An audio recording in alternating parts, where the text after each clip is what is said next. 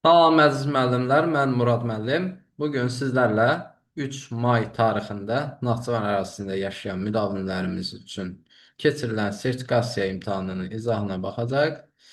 Deməli, keçək suallara. Mümkün qədər müəllimlərdən, müdavimlərdən olduğu kimi sualları öyrənməyə, əldə etməyə çalışmışam. Belə, başlayaq izahlara. Birinci sualda deyir, aşağıdakı canlılardan hansı günəş enerjisini birbaşa kimyəvi enerjiyə çevirmək qabiliyyətinə malik deyil? Burada doğru cavabımız olacaq qızıl sarmaşıq. Nəyə görə? Bunlarda çünki xloroplast yoxdur. Digərlərində isə xloroplast vardır və fotosintez prosesini icra edə biləcəklər. Bu səbəbdən doğru cavab olacaq D variantı. Sonra ikinci sualda deyir, 4 eyni yumurta əkizinin əmələ gəlməsində iştirak edən qametlərin və yaranan ziqotların sayını müəyyən edin. Bilirik ki, istənilən sayda eyni yumurta əkizinin əmələ gəlməsi üçün fərq etməz. 2 dənə qamet iştirak edəcək cəmi və bunların birləşməsi isə cəmi bir ziqot əmələ gətirmiş olacaqdır. Doğru cavab B variantı oldu. Üçüncü, aşağıda verilənlərdən hansı mamırların cinsi nəslinə aid deyil? Təbii ki, burada da doğru cavab qutucuq olacaqdır. Beşinci sualda sistematik kateqoriyaların hansında növ sayı ən azdır deyir. Təbii ki, sistematik kateqoriyalar böyüdükcə orada olan növ sayı çoxalmış olacaq. Ən kiçik sistematik kateqoriya cins olduğu üçün burada növ sayı ən az olmuş olacaq deyəcəyik. Beşinci sualda deyir, aşağıda göstərilən hüceyrələrdən hansı funksiyasını yerinə yetirə bilmək üçün daxili möhtəviyyətini tamamilə itirməlidir deyir. Burada isə doğru cavab ksilema boruları olmuş olacaq. Məməlilər sinfi üçün xarakterik olan xüsusiyyətlər müəyyən edin deyir. Sabit bədən temperaturuna malikdirlər. E, Yəni bunlar üçün xarakterik, sırf məməlilər üçün xarakterik olan xüsusiyyət dediyinə görə sabit bədən temperaturu quşlarda da vardır. Bunu götürməyəcəyik. Balalarını südlə bəsləyirlər. Bəli, bu sırf məməlilər üçün xarakterikdir. Plasentaya sahibdirlər. Bəli, bu da məməlilərə aiddir. Bədən boşluğunun diafraqm vasitəsilə döş və qarın boşluqlarına ayrılır. Təbii ki, bu da yenə də məməlilərə aid olmuş olacaq. Alt çənəsi müyü kəlləyə hərəkətsiz birləşmişdir. Xeyr, bu aid deyil. Yetkin fərdlərin qanındakı eritrositlər nüvəlidir. Bu da aid deyil. Doğru cavab 2, 3, 4, yəni A variantı olmuş olacaqdır. Aşağıda bitki cütlüklərindən hansında ehtiyat qida maddələri toxumun yalnız endospermdə toplanmışdır deyir. E, Burada endospermdə toplanmaz soğan və qaymaq çiçəyi olaraq seçəcəyik. Sonra 8-ci sualda aşağıdakı maddələr qrupundan hansında həzm vəzlənən şirələri təsir etmədikdə onlar insan orqanizm tərəfindən birbaşa mənimsənilə bilməz. Təbii ki, bunlar iri moleküllı birləşmələr olacaq ki, zolaqyaq, karbohidrat.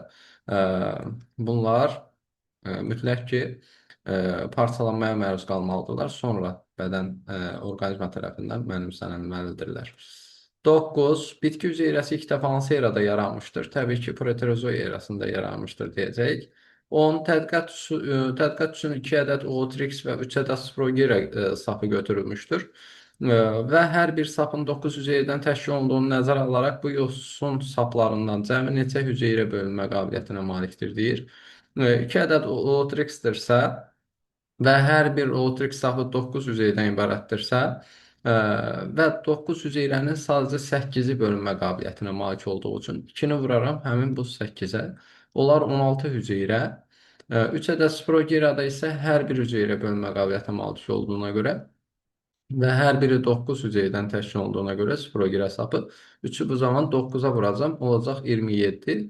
Əgər 16 və 27-ni toplasam, bu zaman cavabı 43 almış olacaq. Doğru cavab olacaq B variantı.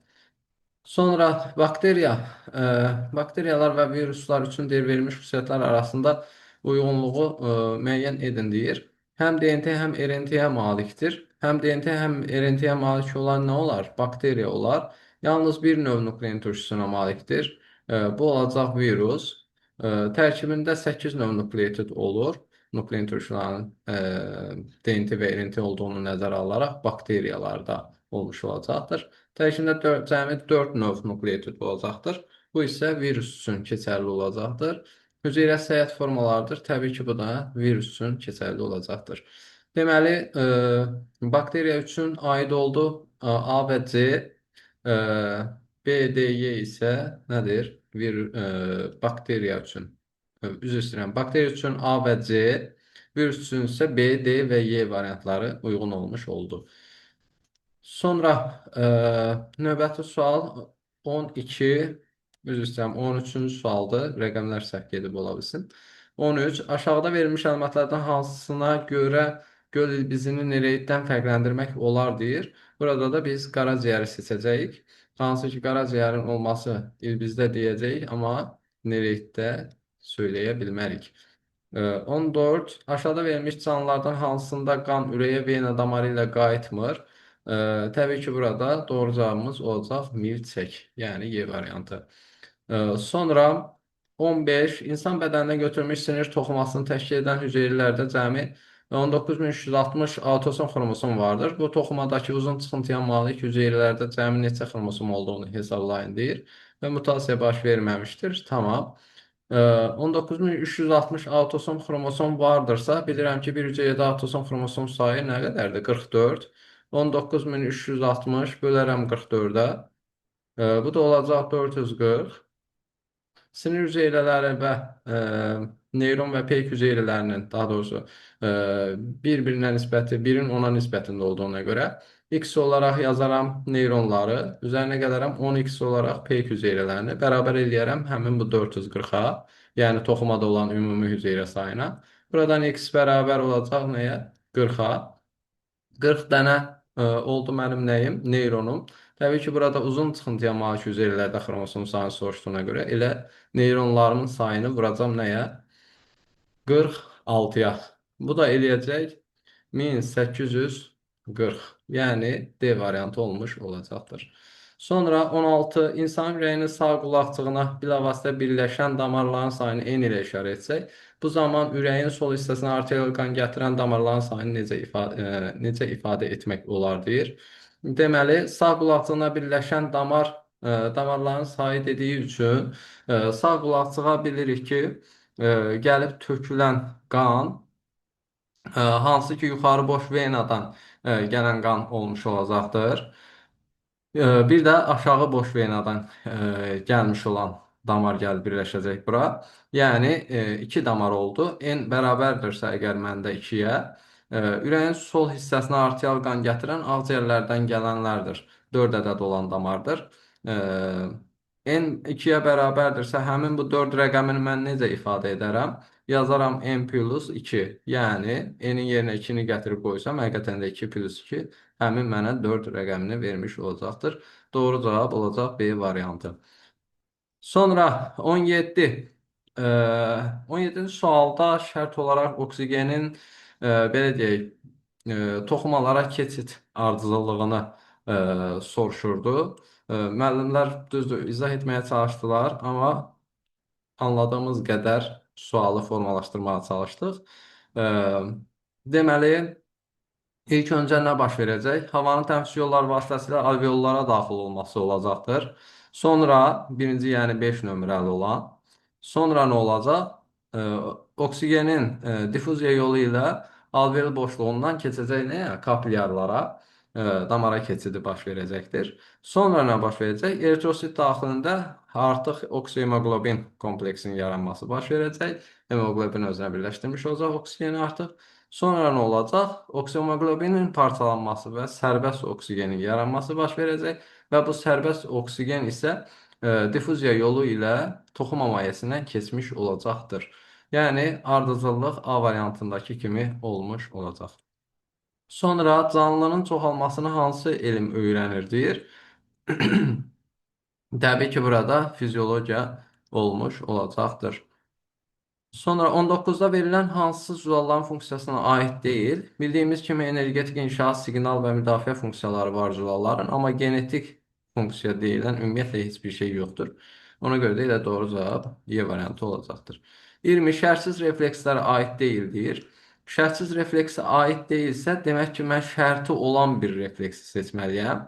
Yəni, burada bir şərt olmalıdır ortada. Məsəl üçün, burada insanın işıqforun qırmızı rənginə reaksiyası, burada işıqfor bir şərt halına gəlir ki, insan ora reaksiya verir. Biri seçərəm. 2 fərdi xüsusiyyət daşıyır. Təbii ki, 2-ni də götürəcəm.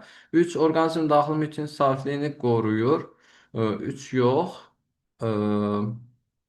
4. 8 aylıq uşağın südlə dolu butulkanı görən zaman ağız suyu ifrazı 4-ü də götürmüş olacağam. 1, 2, 4. Elə doğru cavab artıq çıxdı. A variantı olmuş olacaqdır. 5. Limon çeynədikdə ağız şirəsi ifrazı deyir. Çeynədikdə yox. Limonun məsəl üçün görsəm filan ağız suyu ifrazı baş verirsə bu zaman bu şərti olar. E, Amma bu şəkildə isə nə oldu? Şərtsiz olmuş oldu. Mənə isə şərtsiz refleksə aid olmayanı seç deyir. Sonra 21 meyvə bağları haqqında verilənlərdən hansı yanlışdır? Təbii ki, burada açıq-aydın belə deyək bir cavab qoyublar çox sadə bir şəkildə. Maddə dövranı tamlığı pozulmuşdur. E, Meyvə bağlarında maddə dövranı təbii ki, pozular. Çünki kimdir meyvə bağı sala götürə qoya ki, meyvə yetişə, oradan da öz-özünə tökülə, çürüyə qarışa bir də dövr eləyə. Meyvə yetişən kimi gəlir onu meyvə bağına salan adam yığır da məhsulu. Süni ekosistemdir təbii ki. Ə, Ətraf mühitin əlverişsiz şəraitinə davamsızdır. Tamam. Enliyarpaqlı ekosistemdən enliyarpaqlının ekosistemindən daha zəngindir. Xeyr, necə zəngin ola bilər ki? Enliyarpaqlı, məsəl üçün meşədə ekosistem daha zəngin olmuş olacaqdır. D variantı artıq buradan odur, yanlış olmuş oldu. 22 cədvəldə üzüm maddənin həzmə məruz qaldığı şöbələr göstərmişdir. Cədvələ əsasən X, Y, Z həzm kanalının müvafiq olaraq hansı şöbəsidir deyir. X, Y, Z olaraq yağın, zulalın, karbohidratın belə deyək, plus minus işarəsi ilə işarələndiyini görürük. Yəni həzm olunub, həzm olunmamasını müsbət və mənfi ilə göstəribdir bizə. X üçün əgər yağ, zulal minus qoyulubsa, sadəcə karbohidratın həzminin getdiyini plus işarəsi ilə bizə bildirirsə, bu zaman təbii ki, bu nə olacaq? Ağız olmuş olacaqdır. X ağızdır, ağız. Y-ə baxdığımız zaman yağ, zulal parçalanması baş verir, amma karbohidratın parçalanması baş verməz. Bu da 100% nə olacaq? Mədəmiz olacaqdır. Mədə. Z-də isə deyir, yağ, zulal və karbohidrat hər üçü parçalanıb. Təbii ki, bu da bağırsaq olacaq. Elə doğru cavab A variantı olmuş oldu. Sonra 23-cü sualda verilənlərdən hansı energetik mübadilənin 3-cü mərhələsinə aiddir deyir. Oksigen iştirak etmir. Niyə etmir ki? Oksigenli mərhələdən söhbət edirik yəni. Deməli 1 getdi, 2 36 mol ATF əmələ gəlir. Tamam. 3-də deyir 2 mol ATF əmələ gəlir. Bu qlükoz zamanı oksigensiz mərhələdə baş verirdi. 4-də deyir karbon qazı əmələ gəlir. Təbii ki, əmələ gəlir. 5-də mitoxondriyada baş verir. Tamam, oksigenli mərhələ mitoxondriyada baş verər. Qlükoz adlanır. Xeyr. 2, 4, 5, yəni C variantı doğru cavab olmuş olacaqdır. Sonra 24 burunla qırtlaq arasında qalan sahənin iltihaplaşması necə adlanır? E, Bu olacaq faringit. Yəni doğru cavab B variantı olmuş oldu. 25 DNT molekulunda ADN nukleidinin guanin nukleidinə olan nisbəti 2-nin 1-ə şəklindədir və bu molekulda cəmi deyir 102 nukleid olarsa, ümumi hidrogen rabitələrinin sayının cəmini hesablayın deyir. ADN-nin ADN-nin guaninə nisbəti 2-nin 1-ə formasındadırsa, mən bunu nə yazaram? 2x şəklində ADN-in üçün nəzərdə tutaram. X şəklində də guanin üçün nəzərdə tutaram. Bərabər eləyərəm nəyə? 102-yə.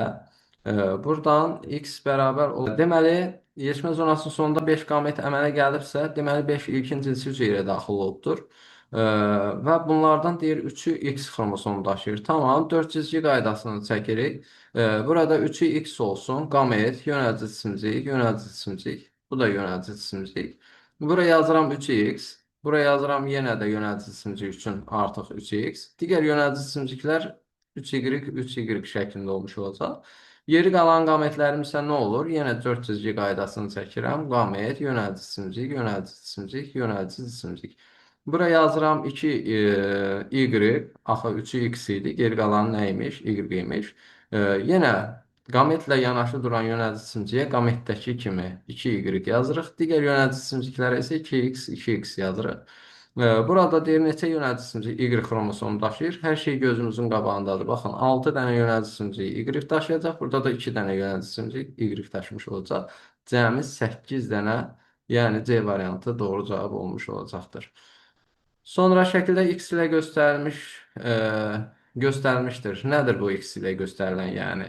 X ilə göstərilən nədir? Refleks qövsündə dördüncü hissə olan hərəki sinir lifi olmuş olacaq. Hərəki yol, təbii ki, növbəti hissə də bura hissə olacaq nə? Artıq işçi orqan olmuş olacaq. Deməli, ən sonuncu hissədən bir əvvəlki sahəni bizə göstəribdir. O doğru cavab olacaq D variantı. Sonra verilənlərdən hansının yerini dəyişsək uyğunluq doğru olar? Pensil göbələyi və maya göbələyi üçün burada bir hüceyrəli və çox hüceyrəli olma müddəalarının yerini dəyişsək artıq hər şey qaydasına düşmüş olacaqdır. Sonra çünki maya göbələyi bir hüceyrəli idi, pensil göbələyi isə çox hüceyrəli idi bu səbəbdən. Burada isə görüldüyü kimi tərsinə yazılıb. 29. Hansı bakteriya enerji əldə etmək üçün sərbəst halda hidrogendən istifadə edir deyir. Təbii ki, burada bu yaşıl bakteriyalar olmuş olacaqdır. Sonra aşağıda xəstəliklərin hansının meydana çıxmasına səbəb maylamada iştirak edən qametlərdən birində X xromosomunun olmamasıdır. Bu da doğru cavab olacaq nə? Klinefelter sindromu. E, təbii ki, burada bilirik ki, nə olurdu? X0 şəklində əmələ gəlirdi. Birində X olmayanda X0 şəklində olurdu cinsi xromosomlar. Bu da Klinefelter sindromunun əmələ gəlməsinə səbəb olurdu. Şəkildə verilmiş proses müasir dövrdə rast gəlinir. Şəkildə verilən proses nədir? Kənar hədlər yoxa çıxıb orta həddə qalıbdır. Yəni stabilləşdirici seçmədir ki, hansı ki burada latimeriya dediyimiz canlıda görülmüş olacaqdır. Aşağıda xəstəliklər hansı həm viruslar, həm də göbələklər tərəfindən törədilə bilər? Burada doğru cavabımız Dəmirov olmuş olacaqdır. 34 çökük linza hansı xəstəlik müalicəsində istifadə olunur? Təbii ki, bu yaxından görmə xəstəliyidir.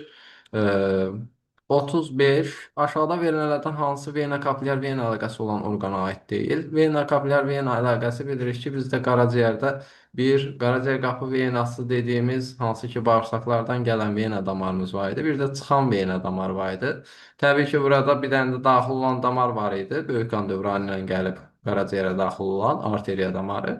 Burada ümumi baxsaq, vena daxil olub vena çıxırsa, demək ki, burada şaxələnmə, kapilyarlara şaxələnmə və yenidən venaya keçid vena kapilyar vena əlaqəsinin olduğunu göstərir. Yəni qaraciyərdən söhbət gedir burada.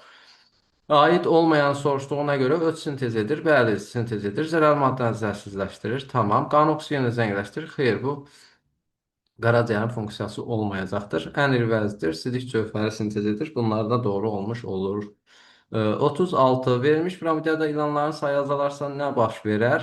Burada belə deyək, hocalarımızın bildirdiyi cavab olaraq bir cavab yadlarında qalıb və digər cavabları da ona uyğun özüm uydurub yazmışam, düzünü desəm. Deməli, burada nə deyir? İlanların sayı azalarsa nə baş verər? İlan sayı azalırsa əgər, təbii ki, artıq qurbağanın məhvi nə olacaq? Azalmış olacaq da qurbağa sayı çoxalacaq. Qurbağa sayı çoxalıbsa, burada olan çərkələrin sayı nə edəcək? Azalmış olacaqdır.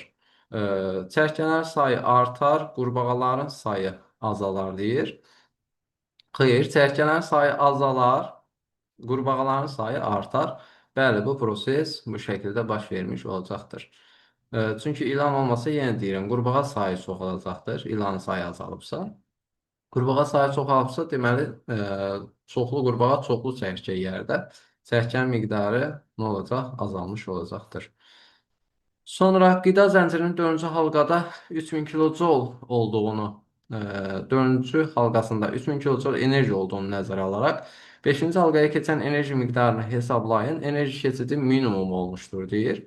Enerji keçidi minimum olubsa 4-cü halqadan 5-ci halqaya 3000 kilojol enerjinin nəyini hesablayacağam? 5%-ni hesablayacağam.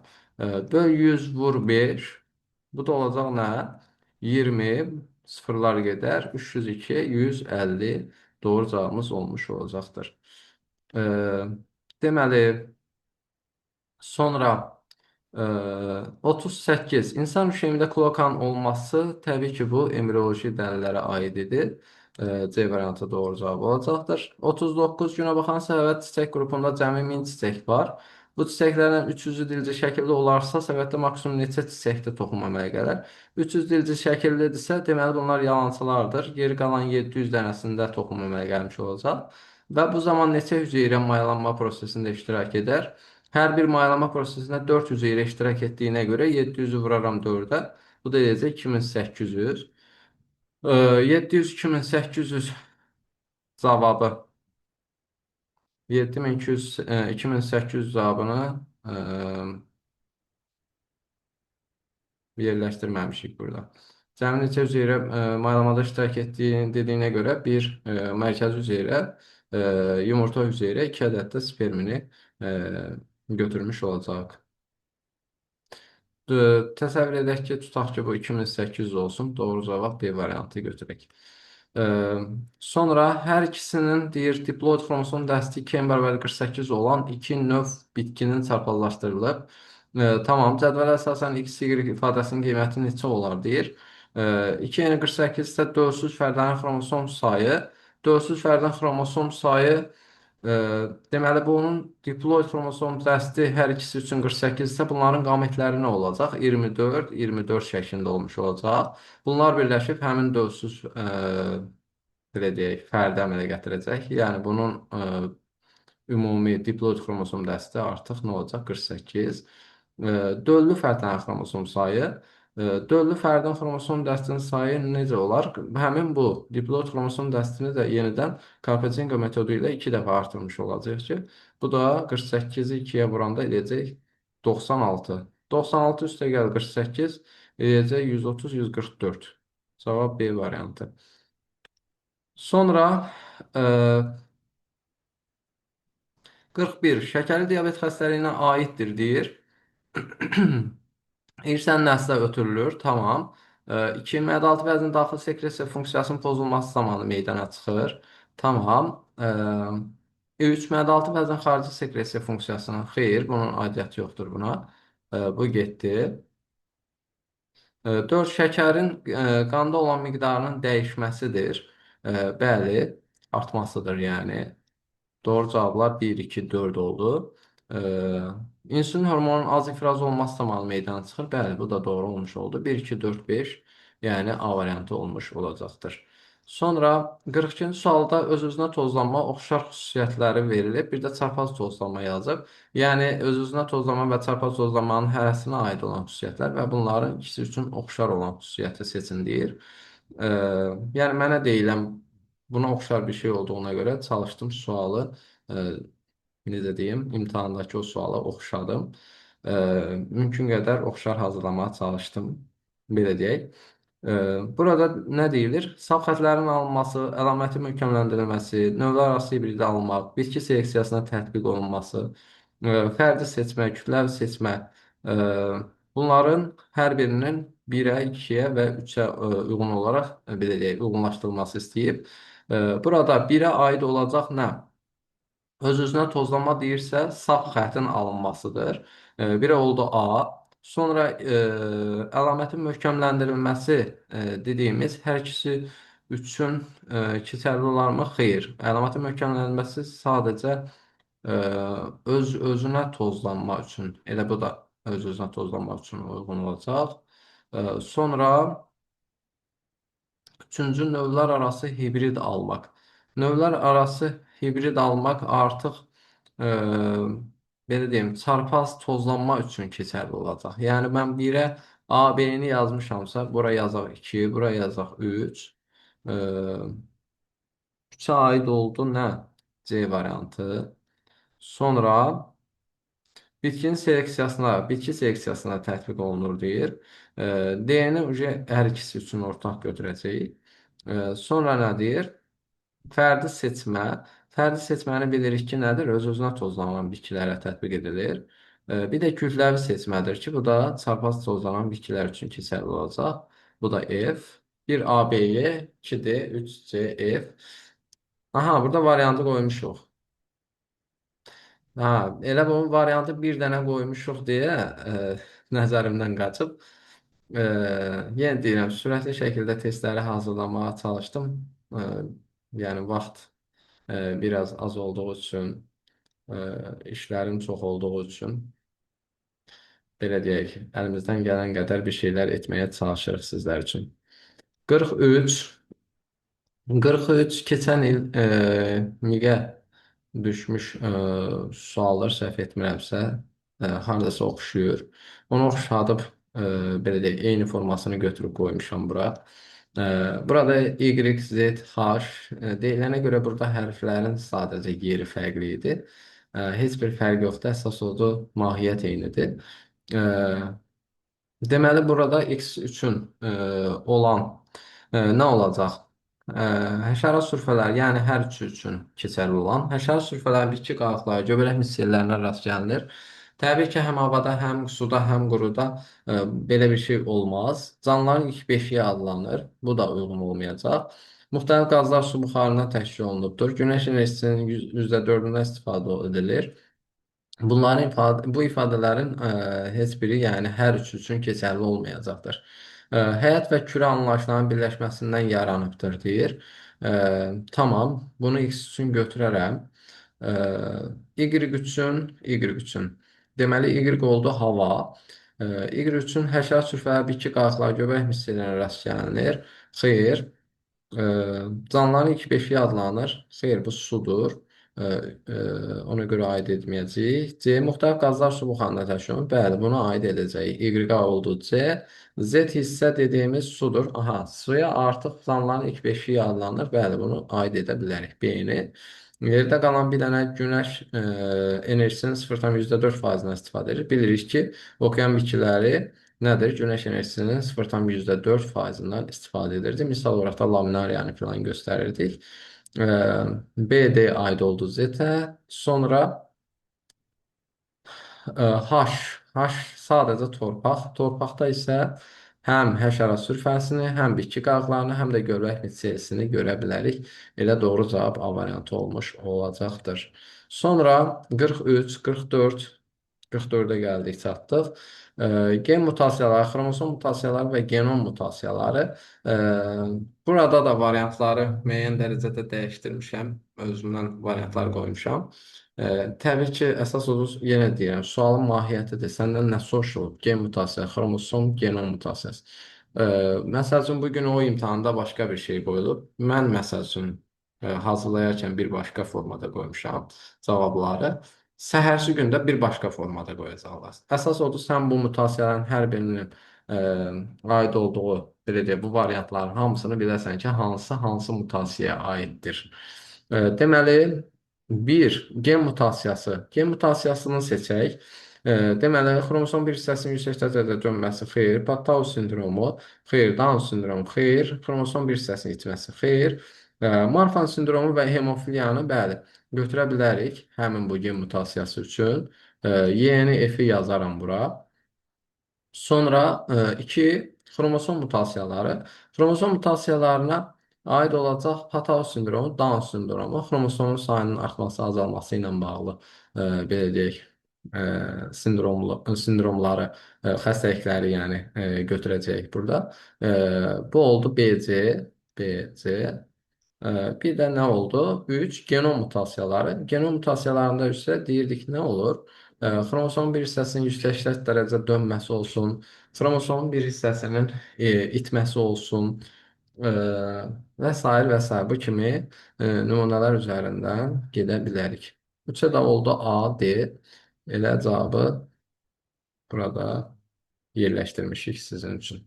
Belə əldə edə bildiyim suallar bundan ibarət idi. Təxmini 5-6 dənə sual əldə edə bilmədik. Təəssüflər olsun ki, müəllimlərimizin yadından çıxmışdı.